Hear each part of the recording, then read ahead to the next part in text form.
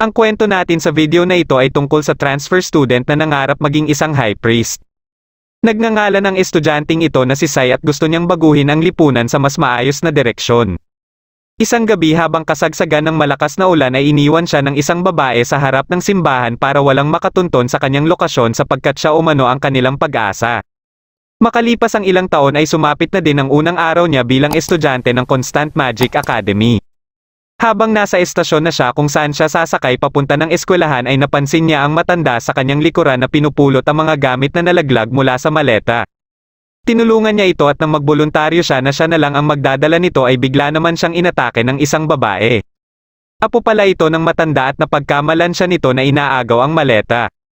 Pero matapos malaman ng babae na mali ang akala nito ay kaagad itong humingi ng tawad sa kanya.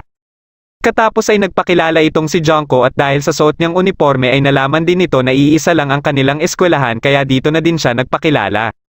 Habang patungo na sila sa eskwelahan ay nabanggit niya ang pangarap niyang mas maayos na lipunan. At nabanggit niya din na gusto niyang maging isang high priest na ikinagulat naman ni Junko dahil sobrang hirap itong makamit. Alam ito ni Sai kaya pagsusumikapan niyang makamit ito at dahil dito ay nakuha niya ang suporta ni Junko. Nang makarating na sila sa Constant Magic Academy ay sinamahan muna siya ni Junko para ihatid siya sa infirmary. Pagkapasok niya dito ay nakaharap niya ang physician at isa sa instructor ng eskwelahan na si Tori. Kasama ang iba ding transfer student na kagaya niya ay iniharap muna sila sa artificial spirit na si Yata para suriin ang kanilang pisikal na kondisyon at may kakayahan din itong mahulaan ang posibleng maging trabaho nila sa hinaharap. Dahil halos lahat ng hula nito ay nagkakatotoo ay umaasa siya na sasabihin nito na magiging isang high priest siya. Nang tinawag na ang kanyang pangalan ay hindi niya inaasahan nang sabihin nito na magiging future Demon King umano siya dahilan para matakot ang ibang mga estudyante. Kahit pinaulit ito ni Tori ay ganun pa din ang sinasabi ni Yata kaya dito na din nagsitakbuhan ang mga estudyante. Dahil sa ginawa ng dating Demon King na subukang wasakin ang mundo daang taon na ang nagdaan ay ganito na lang din ang takot ng mga tao dito. Makalipas ang ilang minuto ay sinamahan ni Tori si Sai papunta sa silid nito at nang makarating na sila rito ay dito lang din nalaman ni Sai na si Tori din pala ang kanilang homeroom teacher. Kaklase din niya si Junko pero parang galit na ito sa kanya. Nang ipakilala na siya ni Tori ay dito na din natakot ang kanyang mga kaklase.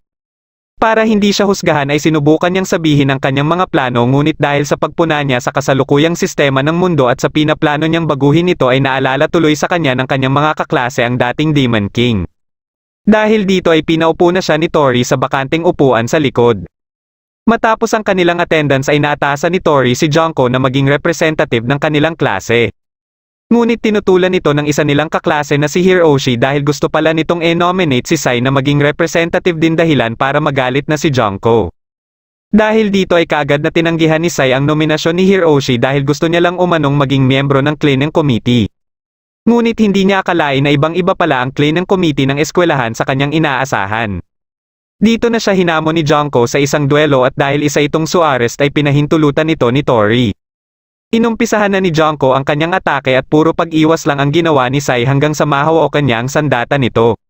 Dito na biglang lumaki ang kanyang mga braso at naglabas ng napakalakas na kapangyarihan na kahit ang ginawang barrier ni Tori ay hindi ito napigilan.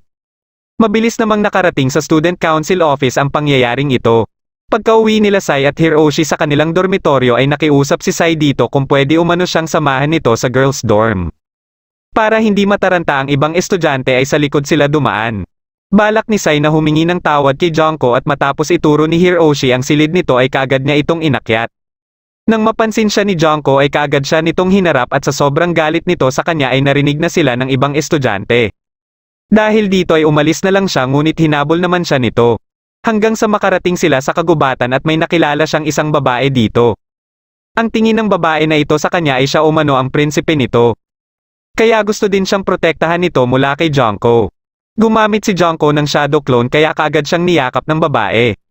Bigla na naman niyang nagamit ang napakalakas niyang kapangyarihan dahilan para sumabog ang malaking parte ng kagubatan. Ilang sandali lang ay may dumating dito na isang babaeng android na nagpakilalang si Kuroni at isa umano siyang observer ni Sai. Matapos niyang pagalingin si Junko ay nagtatakbo na naman ito pauwi habang umiiyak dahil sa kahihiyan. Susubukan sana itong habulin ni Sai ngunit pinigilan naman siya ni Kuroni dahil may itatanong pa umano ito sa kanya tungkol sa insidenteng nangyari na kasama ang headmaster ng kanilang eskwelahan. Nang marinig ng babae ang salitang headmaster ay kaagad itong naging invisible at mabilis na umalis. Dito lang nalaman ni Sai mula kay Kuroni na ito pala ay si Kina na kaklase din niya. Pagkadating nila ng headmaster's office ay ipinaalam ni Kuroni ang resulta ng kanyang investigasyon na walang intensyon si Sai na saktan si Junko. At tungkol naman kay Kuroni ay nalaman ni Sai na ni-request pala ito ng headmaster sa gobyerno para bantayan siya. Pagkalabas nila ni Tori ng opisina ay dito lang naibigay ni Tori ang student handbook niya. May kakayahan ito na makatawag sa iba ding estudyante sa pamamagitan ng telepathy. Pagka-uwi niya sa dorm ay sumama din sa kanya si Kuroni dahil makakasama din pala niya ito sa kanyang kwarto. Kinabukasan habang papasok na sila sa eskwelahan ay sinalubong naman siya ng head ng girls dorm na si Fujiko. Inalok siya nito ng tulong sakali man umanong magkaproblema siya. Dahil dito ay nabuhayan siya ng loob dahil sa wakas ay meron na ding nakakaintindi ng sitwasyon niya. Dahil palaging nakasunod si Kuroni sa kanya ay pinagtitinginan na din ito ng kanyang mga kaklase. Katapos ng kanilang klase ay nagkunwari siyang mag-CCR at dito niya na tinawagan si Fujiko para hingan ito ng tulong tungkol sa problema niya kay Junko. Sinabihan siya nito na magkita umano sila sa Back Mountain pero kailangan hindi umano ito makita ni Kuroni. Kaya dito na din ito sinabi sa kanya na pwede niyang ma-deactivate si Kuroni sa pamamagitan ng paghila sa buntot nito. Nang makarating na sila sa Back Mountain ay may na-detect na mana si Kuroni. Ito pala ay galing sa isang aso na nag-transform sa pagiging demon dog sa pag-absorb nito ng mana. Pagka-atake nito sa kanila ay inunahan nito ni Kuroni ngunit hindi umubra ang kanyang sandata kaya mabilis siyang itinulak ni Sai. Hinawakan ni Sai ang demon dog at matapos niyang tanggalin ang mana na na-absorb nito ay bumalik na ito sa normal na anyo. Ilang sandali lang ay dito na nagkaroon ng pagkakataon si Sai na mahila ang buntot ni Kuroni at na-deactivate na ito. Sakto namang kararating lang din dito ni Fujiko na nangako sa kanya na sasabihan si Junko na gusto niyang makipagkita dito. Nalaman din pala ni Fujiko na gusto niya sanang maging miyembro ng cleaning committee kaya iminungkahi nito na sumali na lang umano siya sa disciplinary committee dahil wala pa itong miyembro. Katapos ay dito na nito ibinigay ang magical medicine na kapag ginamit niya umano sa kanilang dalawa ni Junko ay magkakaintindihan na sila. Kinagabihan ay tinawagan ni Fujiko si Junko para ipaalam dito na gusto umanong makipagkita sa kanya ni Sai. Dagdag pa nito na binantaan umano siya ni Sai para sundin niya ang utos nito. Dahil dito ay inisip ni Junko na baka kung ano ang gawin ni Sai kay Fujiko kung hindi siya makipagkita kaya nagpasya siya na makikipagkita siya dito. Katapos ng usapan nilang dalawa ay may inilabas si Fujiko na isang garapon na may ulo ng kanyang kuya na nasawi nung bata pa siya. Sinabi nito sa kanyang kuya ang plano niyang gawing personal na alipin si Sai o ang future Demon King. Kinabukasan ng umaga ay tinawagan niya na si Sai para ipaalam dito na naayos niya na ang kanilang pagkikita ni Junko sa basement floor ng old barracks. Pagkadating niya ng eskwelahan ay pumunta muna siya sa student council office para ipaalam sa student council president na si Riri na gusto niyang maging miyembro ng disciplinary committee. Dahil alam na din ng mga ito ang usap-usapan tungkol sa kanya ay kaagad siyang natanggap dahil saktong-sakto ang posisyon na ito para sa kanya. Kaagad naman itong inanunsyo sa buong eskwelahan na ikinabahala ng ibang estudyante. Pagsapit ng hapon katapos ng klase ay umuwi muna si Sai sa dorm para ihanda ang ibinigay ni Fujiko. Bigla namang dumating dito si Kina dala-dala ang rice cooker nito. Katapos ay ilang minuto din itong nakipagkwentuhan hanggang sa magpasya na itong umalis. Dito na din nagkaroon ng pagkakataon si Sai na ma-deactivate si Kuroni para makaalis na din siya. Kaagad siyang pumunta sa old barracks at pagkapasok niya dito ay bigla naman siyang inatake ng isang estudyante. May mga kasama pa itong ibang estudyante at nang aatakihin na siya uli ng isa sa mga ito ay nagulat ito nang bigla siyang bumangon. Ang mga ito pala ang isa sa dahilan bakit walang gustong maging miyembro ng disciplinary committee. Pagkaatake ng iba sa kanya gamit na ang mahika ay madali lang niya itong nasangga.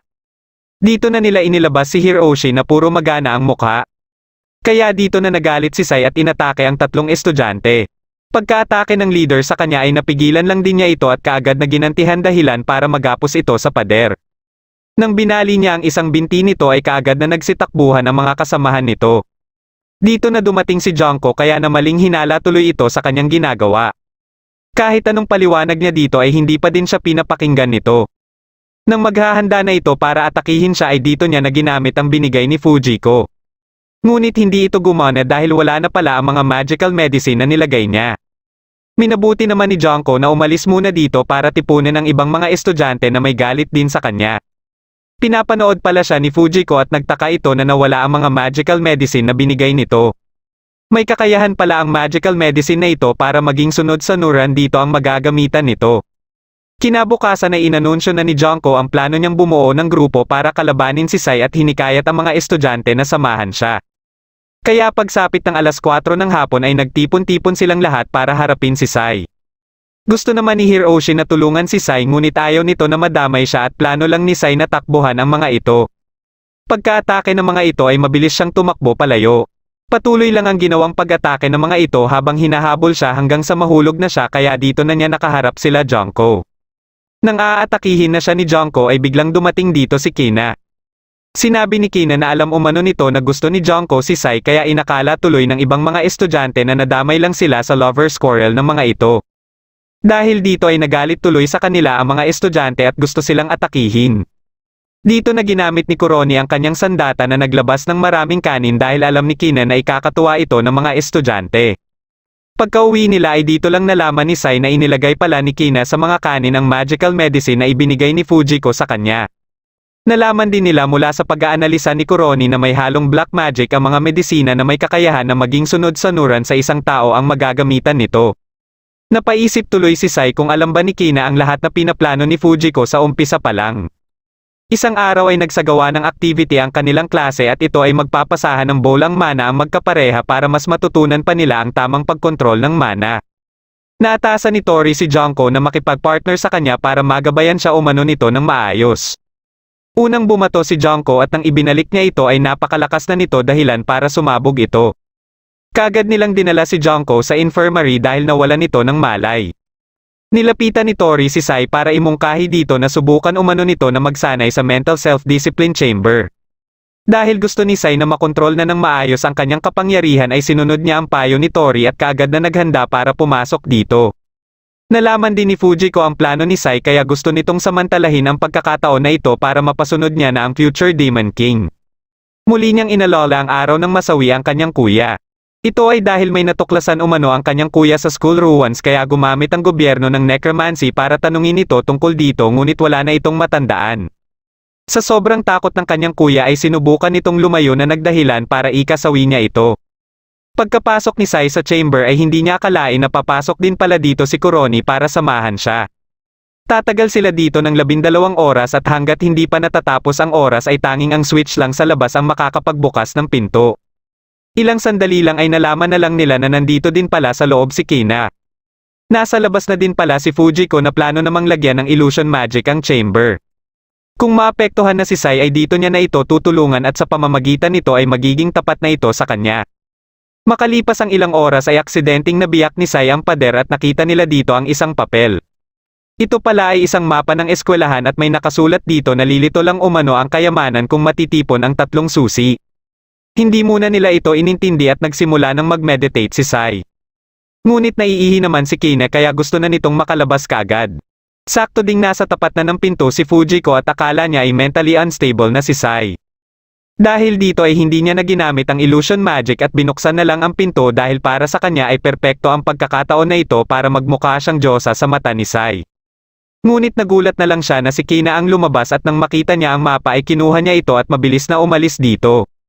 Pagkadating ni Fujiko sa kanyang silid ay kaagad niyang tinanong ang kanyang kuya ngunit wala itong matandaan.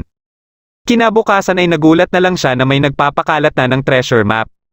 Pagkabalik niya sa dorm ay wala na ito sa kanyang mesa at may hinala siya na kagagawan ito ni Sai kaya kaagad niya itong tinanong. Ngunit nalaman na lang nila na si Kina pala ang nagpapakalat ng treasure map dahil gusto nito na mabigyan ng pagkakataon ng ibang estudyante na hanapin ang treasure. Habang nasa silid na sila ay nalaman na lang nila na may mga estudyante ang inatake ng isa umanong halimaw matapos nilang subukan na hanapin ang treasure. Dahil dito ay naatasan ni Riri si Sai na i-anunsyo sa mga estudyante na mahigpit ng pinagbabawal ang paghahanap sa treasure. Habang inaanunsyo na ito ni Sai sa mga estudyante ay nagalit lang sa kanya ang mga ito dahil kasabwat niya umano si Kina para ipakalat ang mapa at siya talaga ang may pakana. Biglang may umatake sa kanya na isang babae at gusto nito na siya umano ang pumunta sa lokasyon na tinuturo ng mapa para patunayan ang kanyang sarili na hindi siya ang may pakana nito. Pumayag naman siya dito at bago umalis dito ang babae ay nagpakilala muna itong si Eiko mula sa Teruya family. Bago siya lumakad ay nakipagkita muna sa kanya si Fujiko at binigyan siya ng magic gun na magagamit niya umano dito. Maliban kay Kuroni ay sumama din sa kanya si Hiroshi. Bigla namang dumating dito si Eiko na gusto ding sumama sa kanila. Nang makarating na sila sa unang marka sa mapa ay nabasa ni Kuroni sa mapa na para umano ito kay Yamato Buichiro. Pagkapasok nila sa loob ay nakita nila dito ang maraming lapida. Minabuti ni Sai na hanapin muna umano nila ang lapida ni Yamato dahil ito ang nakalagay sa mapa. Ilang sandali lang ay bigla silang nakakita ng buhawi. Matapos namang malaman ni Junko na wala si Sai sa silid nito ay pinuntahan niya si Kina para tanungin ito. Nang malaman niya na may pinuntahan si Sai at kasama din nito si Eiko ay kaagad siyang umalis para sumunod sa mga ito. Nilabanan ni Eiko ang buhawi ngunit matapos ang isinagawa niyang pag-atake ay nagantihan din siya kaagad nito. Dito na ginamit ni Sai ang magic gun at sa lakas nito ay natalo niya ang buhawi na mga paniki pala. Katapos ay dito na din nila nakita ang lapida na may pangalan ni Yamato. Nakuha niya mula dito ang isang maliit na laruan na may naka-record na boses. Pinagmamatyagan din pala sila ni Fujiko kaya naalala ng kanyang kuya kung paano niya ito gamitin.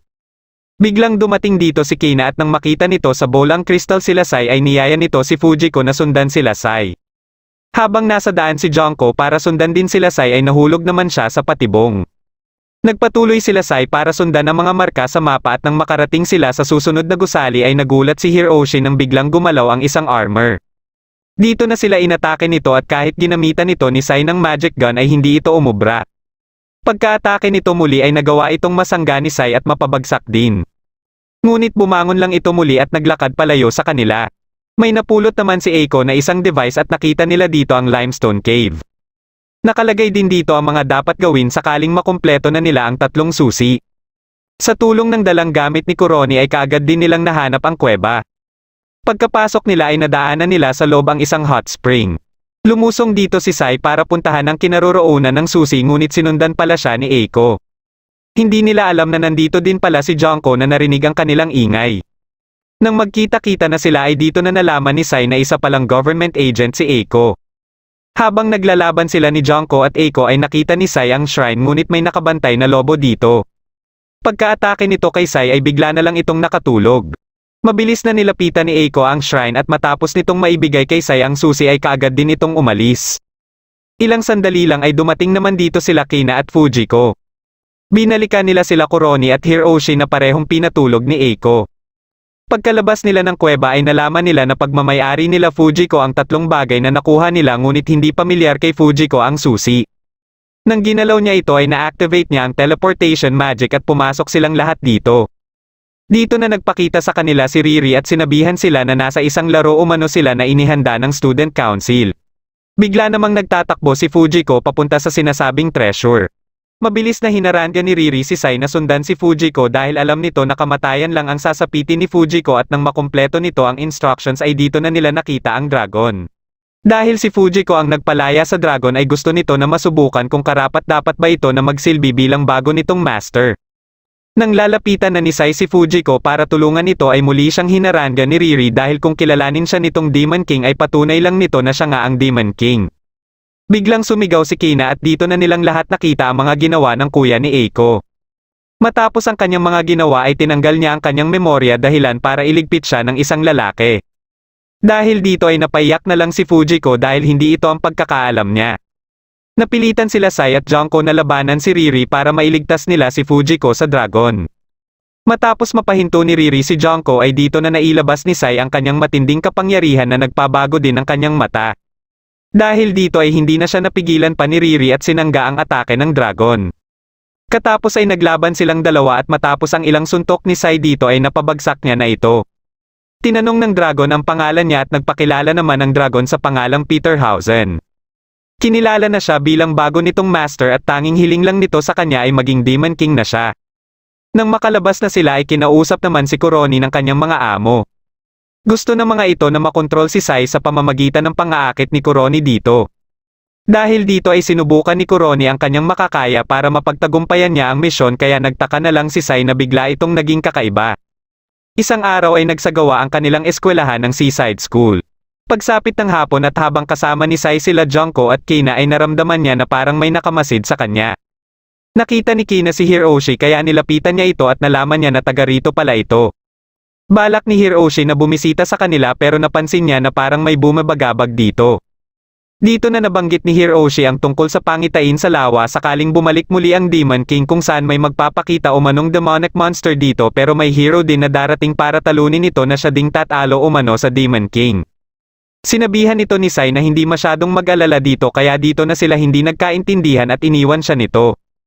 Muli siyang nakaramdam na parang may nakatingin sa kanya kaya kinagabihan ay nagpasya siyang lumabas ng inn dahil hindi siya mapakali sa kanyang nararamdaman. Nalaman din ito kaagad ni Kuroni at may inilabas itong mana detection radar. Kasalukuyan namang nasa ruin si Fujiko at isa-isang binabanggit kay Peterhausen ang kanyang pangarap sakaling maging evil queen siya ni Sai. Ilang sandali lang ay dumating dito si Riri para ipaalam sa kanila ang plano ng student council at ng eskwelahan sa kanila at kay Sai.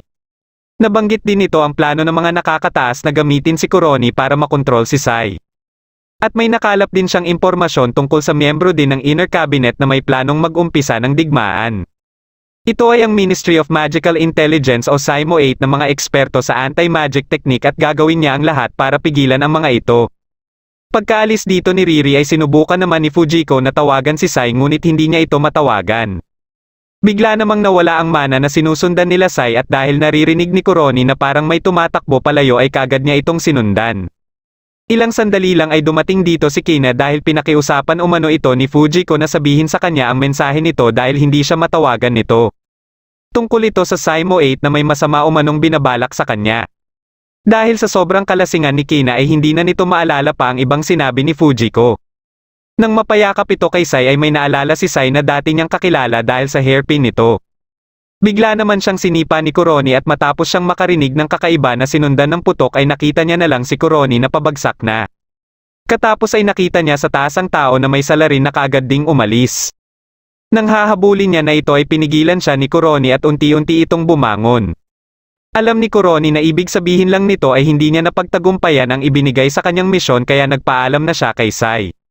Dito na din nagising si Kina at naalala na nito ang ibang pinapasabi ni Eiko. Ito ay tungkol sa ibinigay na misyon kay Kuroni na kung pumalpak siya dito ay tatanggalin na siya bilang observer. Habang nasa kanilang bahay si Hiroshi ay muli nitong naalala ang araw nang sabihin sa kanya ni Yata na magiging hero siya sa hinaharap. Kinausap siya ng nakababate niyang kapatid na si Yukiko at bukod sa alam na nito na future hero siya ay alam din nito na nasa eskwelahan din nila ang future Demon King. Narinig nila ang usapan ng mga bisita nila na pinagtatawanan ang pagiging future hero niya. Dahil dito ay nagpasya na lang siya na bumalik na sa inn. Kinabukasan ay bumisita si Yukiko sa inn at tinanong nito si Sai kung ito ba ang future Demon King. Dumating dito si Hiroshi at dito na nila nalaman na si Hiroshi ang future hero. Dahil itinatanggi pa din ni Sai ang pagiging Demon King niya at akala niya ay ayaw din ni Hiroshi na maging hero ay umalis dito si Yukiko sa sobrang pagkainis kaya kaagad itong sinundan ni Hiroshi at Kina. Dito lang napagtanto ni Sai ang nagawa niyang pagkakamali. Nakarating sila Hiroshi at Kina sa lawa ngunit hindi pa din nila nakikita si Yukiko. Dito na din nabanggit ni Hiroshi ang tungkol sa alamat ng lawa na ito. Biglang nakarinig si Kina ng nakakatakot na ingay kaya nabanggit na din ni Hiroshi na may underwater cave din dito na konektado sa dagat. Sa loob ng kuweba na ito ay may altar na nilikha ng kanyang lolo at nandito din ang isang espada na nakatusok sa malaking bato na tanging ang hero lang umano ang makakabunot. Nang makarinig sila ng boses ng isang tao ay kaagad itong pinuntahan ni Kina. Nakita nila ang isang lalaki at ilang sandali lang ay lumabas mula sa lawa ang isang magic beast. Nasa di kalayuan lang pala si Yukiko kaya nilapitan ito ng lalaki. Dito na nagpakita si Hiroshi para subukan na tulungan ang kanyang kapatid. Ngunit hindi niya magamit ang kanyang mahika dahil hinihigop lang ng halimaw ang kanyang mana.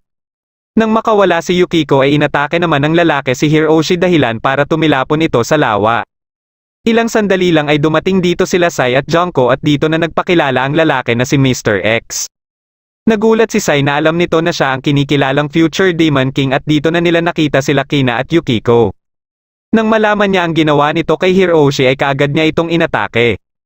Naglaban silang dalawa at dahil sa ingay na ginagamit ni Mr. X ay hindi makalaban ng maayos si Sai. Napadpad naman si Hiroshi sa underwater cave kung saan makikita ang espada. Matagumpay niya itong nabunot at ilang sandali lang ay may isang device siyang nakuha na isang D13 at may activation default command na Brave. Pagkabangon ni Sai ay natawa siya dahil may natuklasan siya kung paano niya matatalo si Mr. X. Dahil dito ay ito naman ang kanyang nabugbog. Pagkabangon ni Mr. X ay pinuntirya naman ito sila Junko. Ngunit biglang dumating dito si Kuroni para sanggain ito. Kaya nalaman din nila mula kay Kuroni na miyembro ng Saimo 8 si Mr. X. Inatake ni Kuroni si Mr. X at dahil hindi siya natatabla ng kapangyarihan nito ay madali niya itong natalo. Katapos ay kagad din nilang hinabol ang Magic Beast at dito na din dumating si Hiroshi o ang Hero Brave. Gamit ang kanyang high temperature plasma sphere ay mabilis niyang natalo ang Magic Beast. Sinubukan niyang iligpit si Mr. X ngunit pinigilan siya ni Sai. Dahil dito ay hindi niya napinilit pa ang kanyang binabalak at pagkaalis niya ay mabilis din siyang nagpakita dito bilang si Hiroshi na. Pagka-uwi nila ay ipinaliwanag ni Kuroni kung bakit ito nakabalik bilang observer. Nabanggit din nito na ang misyon pala na akitin si Sai ay bahagi lang ng plano para umano maipakasal si Sai sa isang babae mula sa respetadong pamilya.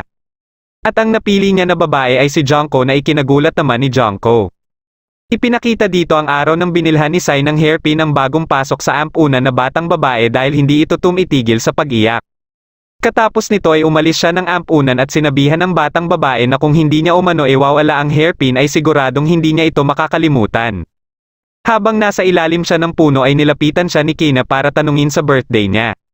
Dito niya na sinamantala ang pagkakataon para tanungin si Kina kung nagkita na ba sila dati dahil may binigyan siya nung bata pa siya ng hairpin na kagaya ng sinusuot nito.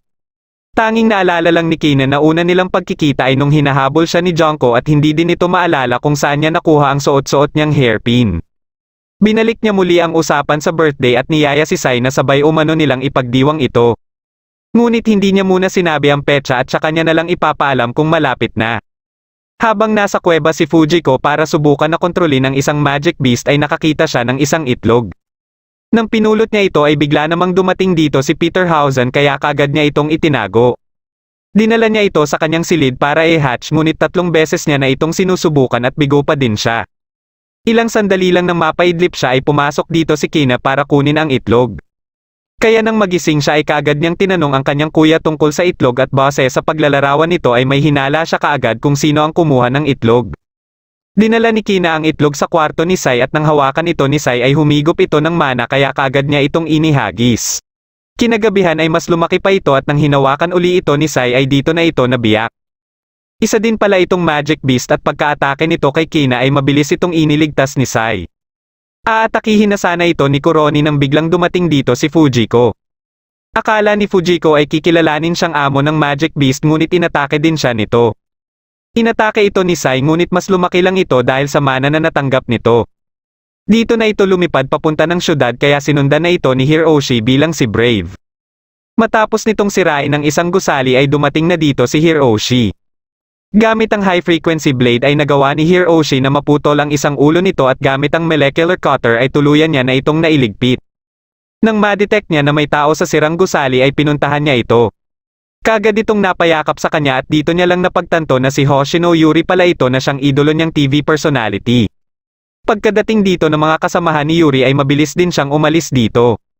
Isang araw ay ipinaalam ni Kuroni kay Junko na tinawagan niya na umano ang mga magulang nito para sa formal meeting kasama si Sai.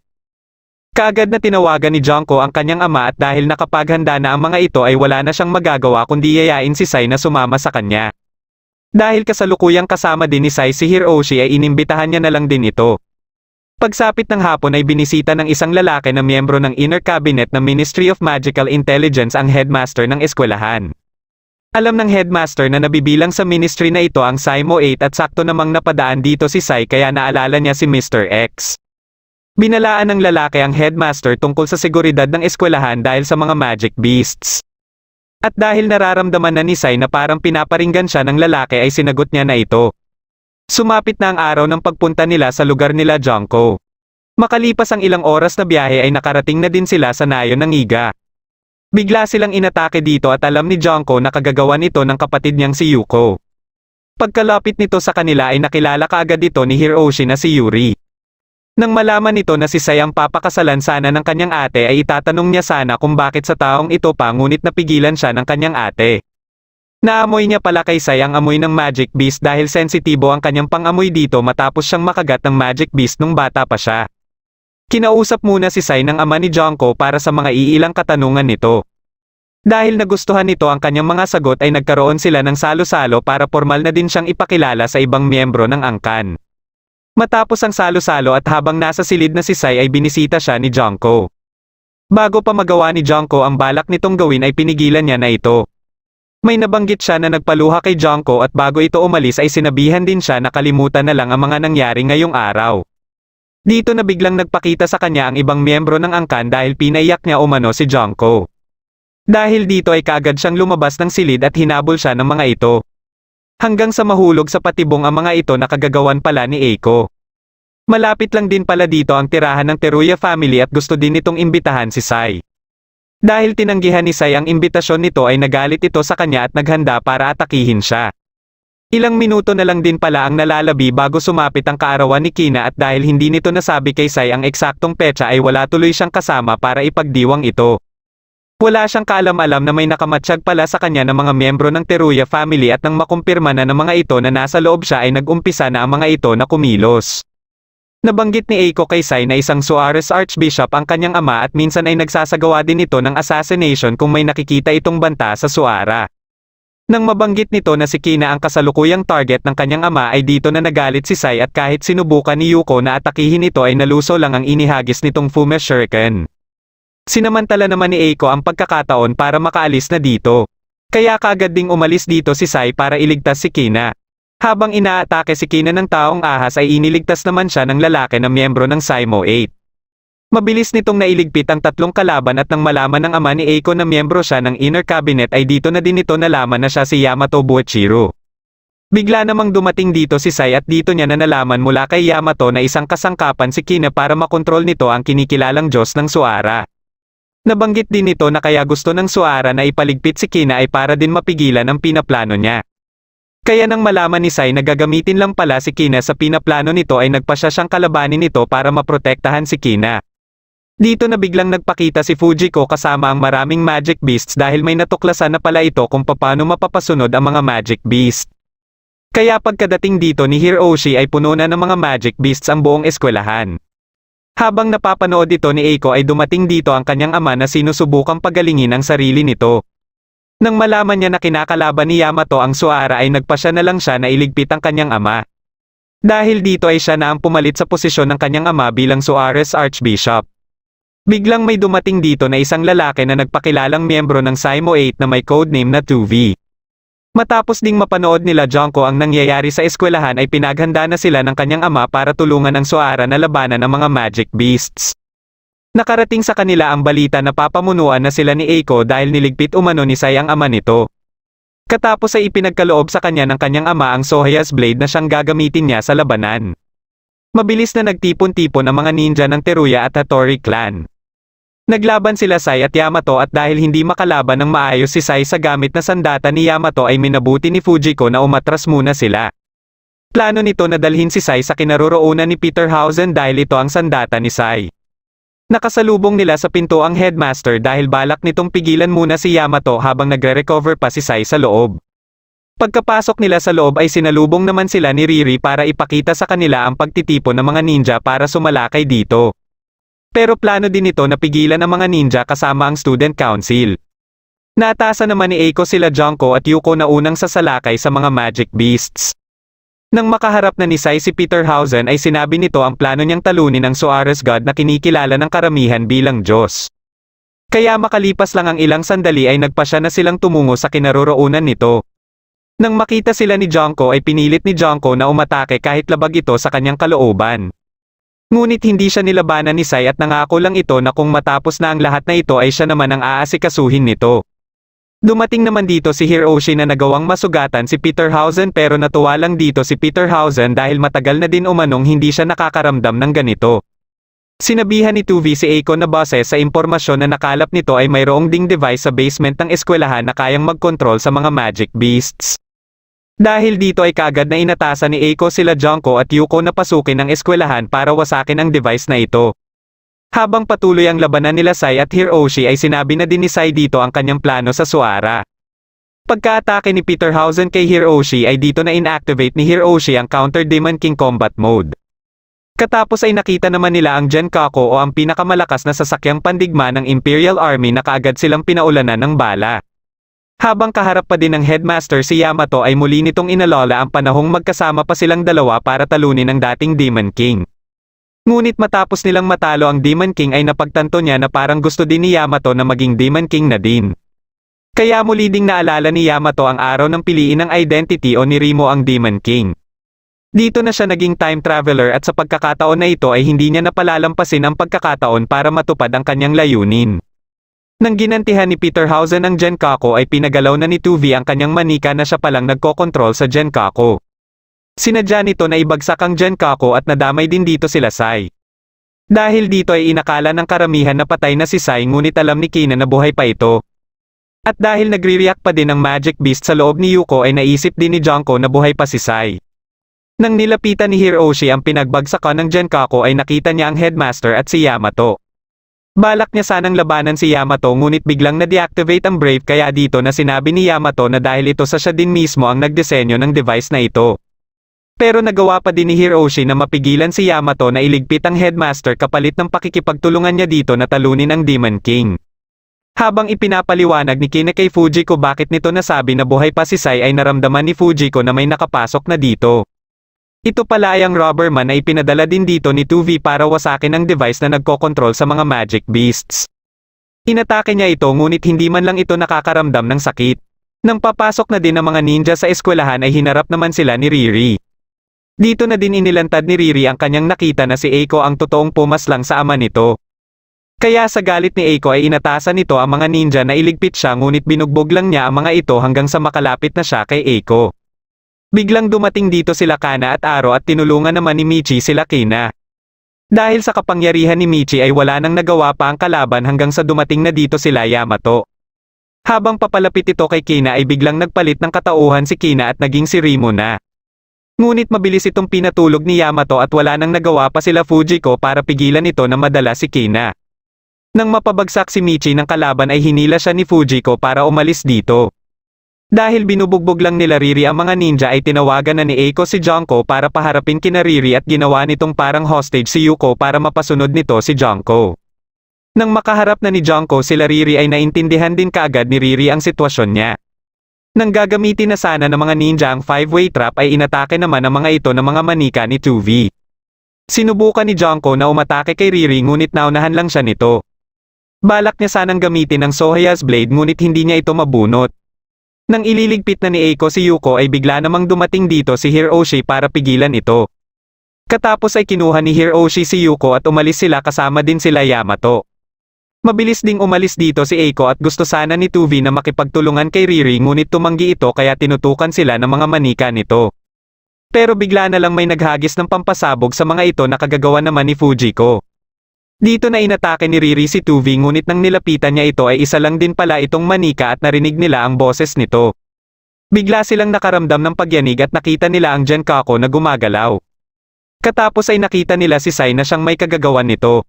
Matapos nitong malaman na kinuha ni Yamato si Kina ay nagpa siya ito kaagad na sundan si Yamato. Bumalik dito si Eiko para utusan si Junko na pigilan si Sai. Bagamat gusto ni Junko na atakihin si Eiko ay sinusubukan siyang pigilan ng kanyang mga kasamahan. Pero mas sinunod niya ang totoo niyang nararamdaman kaya nagawa niya ng mabunot ang Sohaya's Blade. Sa isang atake lang niya gamit ito ay naubos niya kaagad ang mga alagad ni Eiko. At nang ililigpit niya na si Eiko ay biglang dumating dito si Kuroni para pigilan siya. Tatakas na sana dito si Eiko ngunit nagulat na lang siya nang salubungin siya ng kanyang ama. Ilang sandali lang pagkaalis nila Sai ay sinalubong naman sila ni Hiroshi. Nang inactivate ni Hiroshi ang Counter Demon King mode ay sinabi ni Sai kay Peter Hausen ang plano niyang labanan ito ng malapitan. Kaya pagkasugod niya kay Hiroshi ay hindi makapaniwala si Hiroshi sa ginagawa niya at dahil sa pinsalang natatanggap niya ay gusto siyang patigilin ito dahil nag-aalala na ito sa kanya. Dahil hindi siya tumitigil sa kanyang ginagawa ay nagpa siya na si Hiroshi na i-release ang plasma energy dahilan para parehas silang mahulog. Pagkalapit ni Yuko sa pinagbagsakan nila ay dito lang nito nalaman na si Hiroshi pala ang Brave. Akala ni Hiroshi ay magagalit sa kanya si Yuko ngunit bigla siyang niyakap nito. Nang makarating sila Yamato sa Suara ay hinarap naman siya dito ng dalawang bantay na android. Ngunit gamit ang kanyang sandata ay madali lang niyang natalo ang mga ito. Pagkabukas ng malaking puno ay nakausap niya si Rimo para patigilin siya sa balak niyang gawin dahil imposible umano ang paraan na ginagamit niya. At kahit anong gawin niya ay ganun pa din ang magiging resulta dahil hindi din ito ang kanyang papel. Pagkalapit sa kanya ni Remo ay niyakap niya ito kaya dito na nabalik si Kina. Ipapasok niya na sana si Kina ngunit dumating naman dito si Sai. Inatake niya ito ngunit na-counter siya nito. Katapos ay sinundan pa ito ng atake ni Sai dahilan para mawalan na ng malay si Yamato. Napansin ni Sai na parang may mali at dito na nagsalita ang android na ang Demon King umano ang makikipagsanib sa identity para maging ama ng bagong mundo. Ngunit walang balak si Sai na isagawa ang contract dahil plano niya dito ay talunin ang kinikilalang Diyos ng mga ito para tuluyan niya na ding mabago ang sistema. Dito na din nabanggit ng mga android na isa lang umano siyang kagamitan na likha ng kanilang Diyos at siya din dapat ang uubos sa sangkatauhan sa utos ng kanilang Diyos. Hindi na siya nagulat pa dito dahil simula kabata niya ay nararamdaman niya na ito. Dahil dito ay inactivate na ng mga android ang defense system ng Suara dahilan para lumutang ito. Kaagad niyang tinawag si Peterhausen para sundan ito at sinundan din sila ni Kina. Pagkapasok nila sa loob ay pinaulanan kaagad sila ng mga bala ng pana. Pagkaakyat nila at matapos maikabit ni Peterhausen ang kanyang sarili dito ay nagpasya na din si Sai na makipaglaban. Tinanggal ni Peterhausen ang limiter sa mana niya para magamit niya na ng buo ang kanyang kapangyarihan ngunit posible ding hindi ito kayanin ng kanyang katawan. Nang mabuksan niya ang isang dimensional hole ay napansin ni Peterhausen na parang natatakot siya na ilabas ang buo niyang kapangyarihan para sana mawazek niya na ang puno, ang pseudo space na kinaroroonan nila at iba pa. Biglang nagpakita dito si Kina at ilang sandali lang ay nagpasya na si Sai na ilabas ang buo niyang kapangyarihan. Dahil alam ni Peterhausen na sa sabog ng malakas ang mana ni Sai ay susubukan niyang kontrolin ito. Nang niyakap ni Kina si Sai ay nakausap naman niya si Remo kaya dito niya na nalaman ang totoong mga nangyari kay Yamato at ang totoong layunin nito. Nagpasya din sila na baguhin ang ilang bahagi ng mga nangyari para makabalik na din sa normal na buhay si Sai. Matapos ang pagsabog ay kaagad silang hinanap nila Junko na mabilis silang nakita. Ilang sandali lang ay dumating din dito sila Hiroshi at Yuko. Nagtaka sila dahil kaya na nitong lumapit kay Sai at ang pagkakaalam din nito ay hindi si Sai ang Demon King kundi ang Vice President ng Disciplinary Committee na malaki umano ang naitulong para matalo ang Demon King. Kaya dito na nila naisip na binago ang ilang alaala nito na siyang ginawa nila Kina. Pagkadating nila sa eskwelahan ay nalaman nila mula kay Kuroni na nabago din ang mga alaala ng halos lahat ng tao maliban lang sa mga tao na kasama sa naganap na labanan. Kaya nang mapalingon si Sai kay Kina ay kaagad din itong umalis. Dito na nagtatapos ang huling episode ng Demon King Daimao. Kung nagustuhan mo ang ating kwento ay huwag kakalimutan mag-like at mag-subscribe na din para malalaman mo kaagad kung may bago akong video. Maraming salamat sa panonood at shoutout na din Kina.